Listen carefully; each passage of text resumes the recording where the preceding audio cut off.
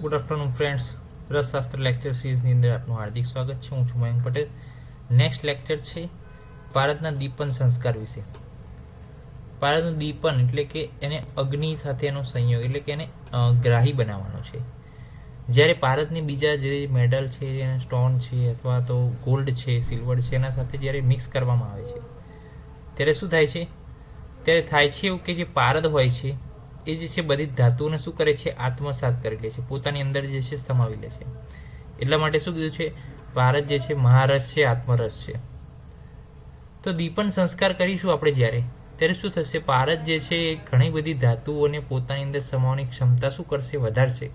અને ભારત જે છે વધારેમાં વધારે કેવો ગુણ ધારણ કરશે? ગ્રાહી ગુણ ધારણ કરશે.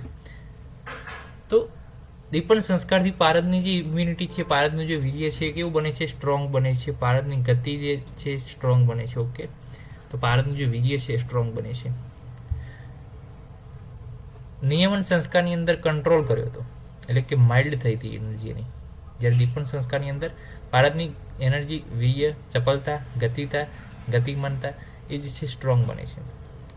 શ્લોકમાં લખ્યું છે આચાર્ય, ધાતુ પાષાણ મૂલાદ્ય સંયુક્તો ઘટમધ્યગઃ ગ્રાસાર્થરતે દિનમ સ્વેદો દીપનમ તન્મતમ બુધ. એટલે કે 3 દિવસ માટે શું કરવામાં આવે છે? ગ્રાસાર્થ પ્રક્રિયા. એટલે ગ્રાસાર્થ એટલે શું છે? ગ્રાસાર્થ એટલે કે ગ્રાસ અર્થે એમ, એટલે કે ભારતની પોતાની જે બીજા ધાતુઓને પોતાની અંદર જે લેવાની ક્ષમતા છે એને ગ્રાસ કહેવાય.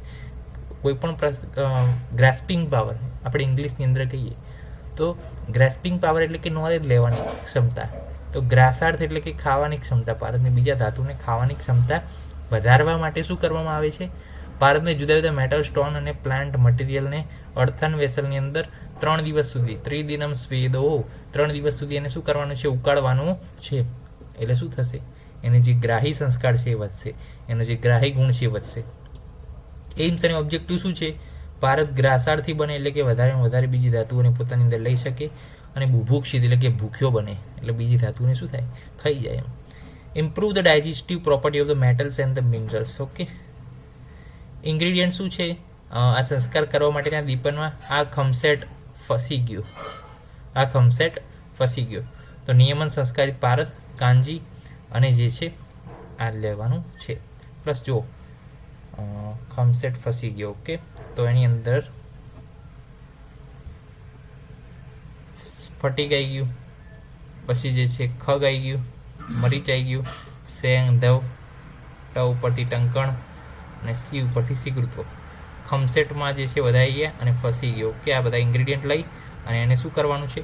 ઉપરી ગૌસથી બોલસ બનાવવાનો, પારદ મૂકવાનો, કેળાના પાંદડાથી ઢાંકવાનું, ક્લોથથી ફરી ઢાંકવાનું, પોટલી બનાવવાની, કાંજી ભરેલા દોલા યંત્રની અંદર મૂકવાનું, 3 દિવસ માટે હીટ કરવાની. આપણે પેલા ઘડાવાળું જોયું હતું એ પ્રમાણે જે છે આની અંદર છે. ઘડાની અંદર જે છે ભારતને લબડાવવાનું છે વિવિધ ઔષધિ સાથે, કેળાના પત્રથી લઈને. ઓકે, તો આપણે આજે વાત કરી દીપન સંસ્કાર વિશે.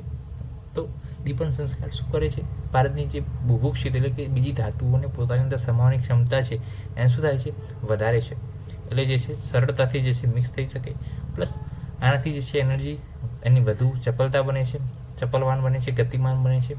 તો આપણે વારાફરતી જે છે ભારતના દરેક સંસ્કાર વિશે અભ્યાસ કર્યો. એક લેક્ચર સુધી એવી બનાવીશું કે 8 સંસ્કારનું રિવિઝન એક જ લેક્ચરમાં થઈ જાય એ પ્રમાણે લેક્ચર આપણે બનાવીશું.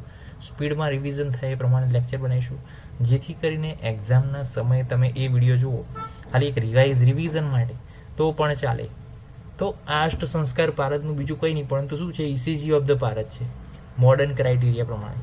કે એક સંસ્કારની અંદર એની ઉર્જા વધે છે, એક સંસ્કારની અંદર એની ઉર્જા ઘટે છે. વિચારો, આચાર્ય કેટલું ડીપ વિચાર્યું છે કે ભારત જે છે અતિ ગતિવાન છે, અતિ ચપલતા છે, એટલે એની ઇફેક્ટ કરતાં એની સાઈડ ઇફેક્ટ કેવી આવે? વધારે આવી શકે છે. પરંતુ આચાર્યએ શું કીધું? એના ઉપર અષ્ટ સંસ્કાર કરશું, એને એકવાર ઉર્જા આપશું, એને એકવાર ઉર્જા ઘટાડશું, એની એકવાર ઉર્જા આપશું, એની ઉર્જા ઘટાડશું. એટલે ભારત જે છે કેવો બનશે? આપણા કંટ્રોલમાં રહે એવો બનશે, એ સાઈડ ઇફેક્ટ ન પ્રોડ્યુસ કરે એવો બનશે. જો તમે રો મર્ક્યુરી ઉપર તમે ટેસ્ટ કરો મેડિસિનલ વેલ્યુના, તો એ જે છે પોઝિટિવ આવે નહીં, એ ટોક્સિક આવે. પરંતુ અષ્ટ સંસ્કારિત ભારતના ઉપર તમે જો મેડિસિનલ રિસર્ચ કરો તો આચાર્યોના આશીર્વાદથી 110% એ જે છે મેડિસિનલ પ્રોપર્ટી ધરાવતો હોય. શરત એ છે કે આયુર્વેદિક પદ્ધતિથી થયેલું હોવું જોઈએ એનું અષ્ટ સંસ્કારિત ભારત, અને જે છે આયુર્વેદાચાર્ય દ્વારા કરેલું હોવું જોઈએ, અને જે છે ગુરુદેવની આજ્ઞાસર અને પદ્ધતિસર આધ્યાત્મિક દ્રષ્ટિને સાથે રાખીને થયેલું હોય તો જે છે આ અષ્ટ સંસ્કારિત ભારત જે છે મેડિસિનલ વેલ્યુ તરીકે પણ આપણે મેડિસિનલ પ્રોપર્ટી યુક્ત જે છે મેડિસિનલ રિસર્ચ મેડિસિનલ જે છે વેની અંદર આપણે વાપરી શકીએ છીએ. તો નેક્સ્ટ લેક્ચરથી